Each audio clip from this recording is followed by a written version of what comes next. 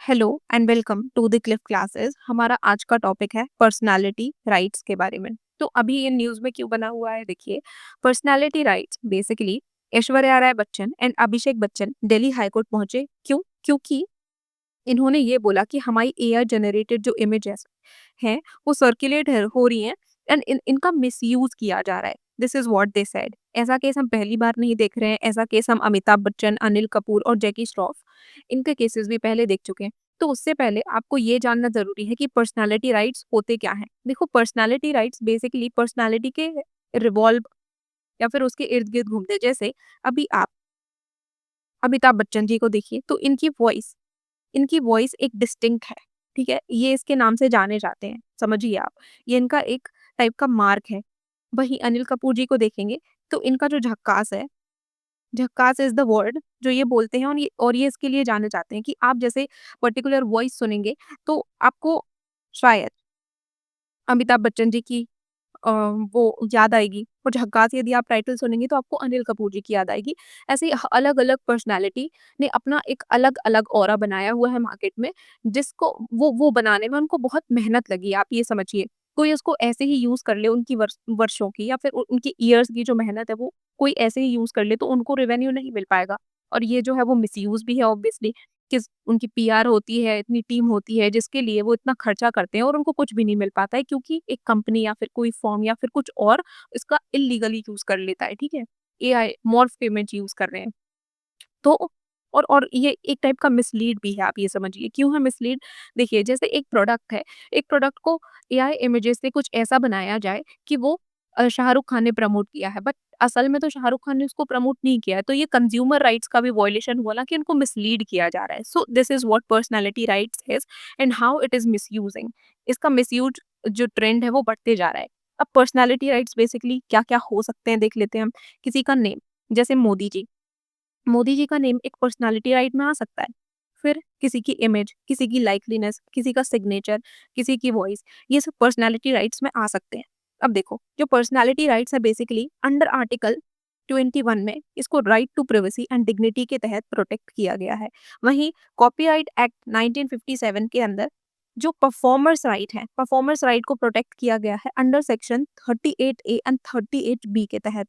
फिर ट्रेडमार्क जो एक्ट है 1999 का, उसमें सेलिब्रिटीज अपना नेम, अपना जो कैच फ्रेज है और अपना जो सिग्नेचर है उसका ट्रेडमार्क ले सकते हैं। और आपको शायद पता होगा कि ट्रेडमार्क 20 साल के लिए होता है, ठीक है। आई मीन, ट्रेडमार्क तो वैसे जो जो इंसान लेता है उसकी लाइफ टाइम वो ट्रेडमार्क चलता है।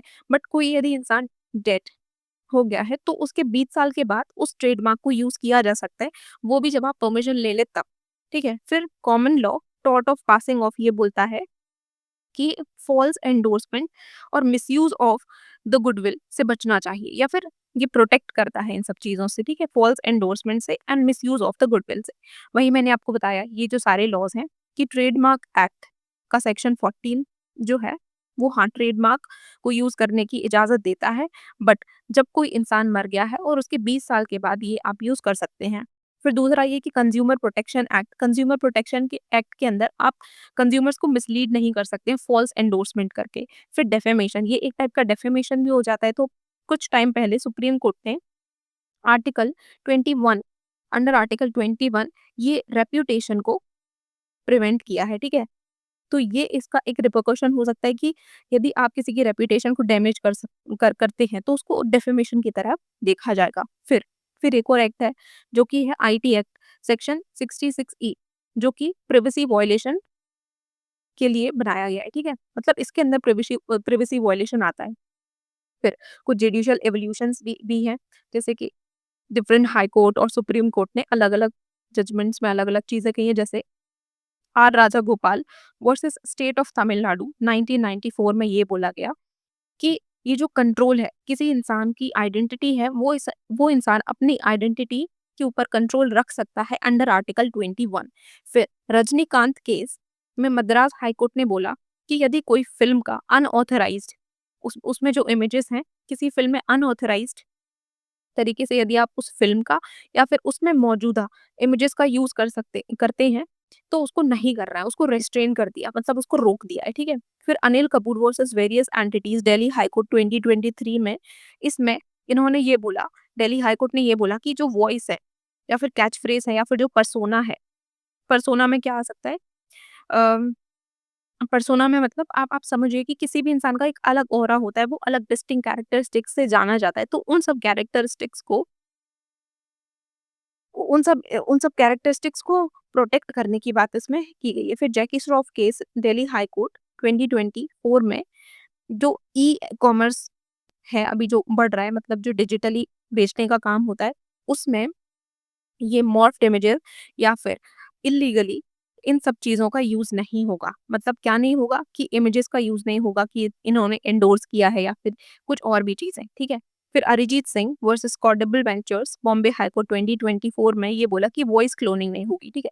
तो ये सब कुछ जजमेंट्स हैं जो आपको याद रखने हैं। इनमें अलग-अलग चीज़ें बोली गई हैं, ठीक है? That's it. So thank you so much. I hope आपको पर्सनैलिटी राइट्स समझ में आए होंगे और आपने एन्जॉय किया होगा लेक्चर। Thank you.